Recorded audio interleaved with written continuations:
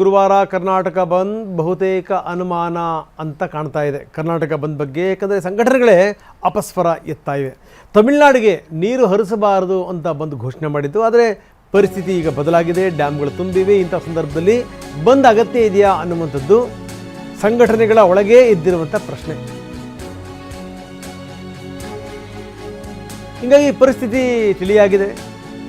ಹೀಗಾಗಿ ಬಂದ್ ನಡೆಸೋದು ಬೇಡ ಅಂತ ಕೆಲ ಸಂಘಟನೆಗಳು ಹೇಳ್ತಾ ಇವೆ. ಆದರೆ ವಾಟಾಳ್ ನಾಗರಾಜ್ ಕೇಳಬೇಕಲ್ಲ, ಬಂದ್ ಮಾಡೇ ಮಾಡ್ತೀವಿ ಅಂತಾರೆ ವಾಟಾಳ್. ನೋಡಿ, ಸ್ಥಿತಿಗತಿಗಳನ್ನು ನಾನು ಹೇಳ್ತಾ ಇದ್ದೆ. ಈ ನಿರಂತರ ಮಳೆಯಿಂದಾಗಿ ಮೈಸೂರಿನ ಕಬಿನಿ ಡ್ಯಾಮ್ ತುಂಬಿದೆ. ತಮಿಳುನಾಡಿಗೆ ಸಾಕಷ್ಟು ನೀರು ಹರಿದು ಹೋಗಿದೆ. ಪ್ರಾಧಿಕಾರ ಹೇಳಿದ್ದಕ್ಕಿಂತ ಹೆಚ್ಚು ನೀರನ್ನು ಬಿಡುಗಡೆ ಮಾಡಲಾಗಿದೆ, ಯಾಕಂದರೆ ಡ್ಯಾಮ್ ತುಂಬಿರೋದ್ರಿಂದ. ಹೀಗಾಗಿ ಯಾಕೆ ಇವೆಲ್ಲ ಬಂದ್ ಬೇಕು?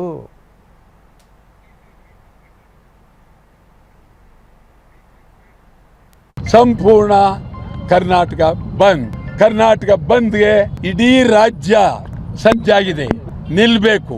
ಈಗಾಗಲೇ 2,500ಕ್ಕೂ ಮೇಲೆ ಕನ್ನಡ ಪರ ಸಂಘಟನೆಗಳು ಬೆಂಬಲವನ್ನು ನೀಡಿದ್ದಾರೆ. ಈ ಬಂದ್ ಯಾವುದೇ ಕಾರಣಕ್ಕೂ ಬೇಡ ಅನ್ನುವಂಥದ್ದು ಪ್ರವೀಣ್ ಶೆಟ್ಟಿ ಅವರ ಅಭಿಪ್ರಾಯ. ಅವ್ರು ಹೇಳೋ ಪ್ರಕಾರ ಈ ಮಳೆ ಬರ್ತಾ ಇದೆ, ಜನ ಕೂಡ ಬಂದ್ ಬೇಡ ಅಂತಾರೆ. ಯಾಕೆ ಬಂದ್ ಮಾಡಬೇಕು?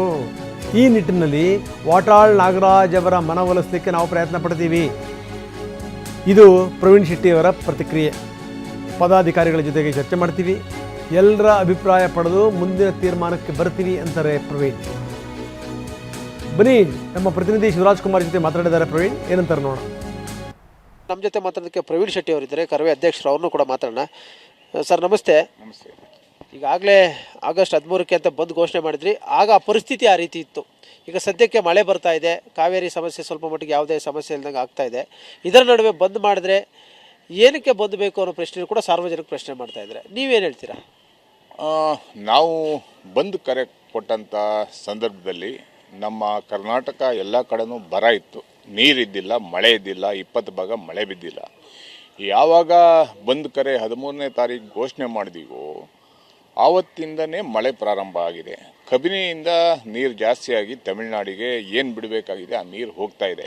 ಕಾವೇರಿ KRS ಇಂದ ನಮ್ಮ ಮಂಡ್ಯದ ರೈತರಿಗೆ ನೀರನ್ನು ಬಿಡ್ತಾ ಇದ್ದಾರೆ, KRS ತುಂಬ್ತಾ ಇದೆ. ಇಂಥ ಸಂದರ್ಭದಲ್ಲಿ ನಾವು ಸಹ ನಮ್ಮ ಸಂಘಟನೆಯಿಂದ ಸಭೆಯನ್ನು ಕರೆದು ಒಗ್ಗಟ್ಟಿನ ಮುಖಾಂತರ ತೀರ್ಮಾನವನ್ನು ತಗೊತಾ ಇದ್ದೀವಿ. ಏನು ಮಾಡಬೇಕು ಬಂದ್ ಬಗ್ಗೆ. ವಾಟಾಳ್ ನಾಗರಾಜ್ ಅವರು ಹಿರಿಯರಿದ್ದಾರೆ, ಕರೆದಿದ್ದಾರೆ, ಅವ್ರ ಜೊತೆನೂ ಸಭೆ ಮಾಡ್ತೀವಂತ ನಾವು ಬಂದ್ ಕರೆ ಕೊಟ್ಟವಾಗ ಹೇಳಿದ್ದೀವಿ. ಮಳೆ ಬಂದರೆ, ನೀರು ತುಂಬ್ರೆ ಅಥವಾ ಸರ್ಕಾರ ನೀರು ಬಿಟ್ಟಿಲ್ಲ ಅಂದರೆ ನಾವು ಬಂದ್ ಮಾಡಲ್ಲ, ಇಲ್ಲ ಅಂದರೆ ಬಂದ್ ಕರೆ ಕೊಡ್ತೀವಿ ಅನ್ನೋಂಥ ಮಾತನ್ನು ಹೇಳಿದ್ದೀವಿ. ಸದ್ಯಕ್ಕೆ ಬಂದ್ ಮಾಡೋದ್ರಿಂದ ನಮಗೆ ಆರ್ಥಿಕ ನಷ್ಟ ಕೂಡ ಆಗೋದು. ಈ ದಿನಗೂಲಿ ನೌಕರರು ಎಲ್ಲರೂ ಕೂಡ ಸಮಸ್ಯೆ. ಓಲಾ, ಊಬರ್, ಆಟೋ ನಂಬ್ಕೊಂಡು ಬದುಕ್ತಾ ಇರ್ತಾರೆ, ಅಂಥವ್ರು ಕೂಡ ಸಮಸ್ಯೆ. ಖಂಡಿತವಾಗ್ಲೂ ದಿನನಿತ್ಯ ಕೂಲಿ ಮಾಡುವಂಥ ತರಕಾರಿ ಮಾರೋರು ಇರ್ಬೋದು, ಬೀಡ ಅಂಗಡಿಯವರು ಇರ್ಬೋದು, ಪೇಪರ್ ಮಾರೋರು ಇರ್ಬೋದು, ಹೋಟೆಲ್ಗಳಿರ್ಬೋದು. ಹೋಟೆಲ್ನವ್ರ ಜೀವನನೇ 10-15-20 ಜನಕ್ಕೆ ಸ್ಯಾಲ್ರಿಯನ್ನು ಕೊಡಬೇಕು ಅವರು. ಇಂಥ ಸಂದರ್ಭದಲ್ಲಿ ನಾವೆಲ್ಲ ಅದಕ್ಕಾಗಿ ಚರ್ಚೆಯನ್ನು ಮಾಡ್ತಾ ಇದ್ದೀವಿ. ಬಂದನ್ನು ವಾಪಸ್ ಪಡೆಯುವಂಥ ಸಂದರ್ಭಗಳು ಹೆಚ್ಚಾಗಿರೋದ್ರಿಂದ ನಮ್ಮ ಸಂಘಟನೆಯ ಪದಾಧಿಕಾರಿಗಳ ಜೊತೆ ಚರ್ಚೆ ಮಾಡಿ, ಹಿರಿಯ ನಾಯಕರಂಥ ವಾಟಾಳ್ ನಾಗರಾಜ್ ಅವ್ರ ಜೊತೆ ಚರ್ಚೆ ಮಾಡಿ ಬಂದನ್ನು ವಾಪಸ್ ಪಡೆಯಲಿಕ್ಕೆ ಏನೇನು ಮಾಡ್ಬೋದು ಅನ್ನೋಂಥದ್ದು ನಾವು ಚರ್ಚೆ ಮಾಡಿ ನಿರ್ಧಾರವನ್ನು ತಗೊತೀವಿ. ಅಂದರೆ ನೀವು ಕೂಡ ಜನಪರವಾದ ಬೆಂಬಲವನ್ನು ವ್ಯಕ್ತಪಡಿಸ್ತಾ ಇದ್ದೀರಾ? ಖಂಡಿತ. ಇವಾಗ ಜನ ಬಂದ್ ಬೇಡ ಅಂತೇಳಿದ್ರೆ ನಾವು ಬಂದ್ ಮಾಡೋಕ್ಕಾಗಲ್ಲ. ಮಳೆ ಇದೆ, ನೀರು ಬಂದಿದೆ. ಇಂಥ ಸಂದರ್ಭದಲ್ಲಿ ಕೊನೆಗೆ ನಮ್ಮ ಹಿರಿಯ ನಾಯಕರಂಥ ವಾಟಾಳ್ ನಾಗರಾಜ್ ಅವರ ಮನವನ್ನು ಒಲಿಸಲಿಕ್ಕೆ ಪ್ರಯತ್ನವನ್ನು ಪಡ್ತೀವಿ. ಮತ್ತು ನಮ್ಮ ಸಂಘಟನೆಯಲ್ಲಿರುವ ಪದಾಧಿಕಾರಿಗಳು, ಎಲ್ಲ ಪದಾಧಿಕಾರಿಗಳು ಅವರ ನಿರ್ಧಾರವನ್ನು ಒಟ್ಟಿಗೆ ಕೈಗೂಡಿ ನಮ್ಮ ಕನ್ನಡ ಹೋರಾಟಗಾರರ ಒಗ್ಗಟ್ಟು ಸಹ ಒಟ್ಟಿಗೆ ಇರಬೇಕಾಗುತ್ತೆ.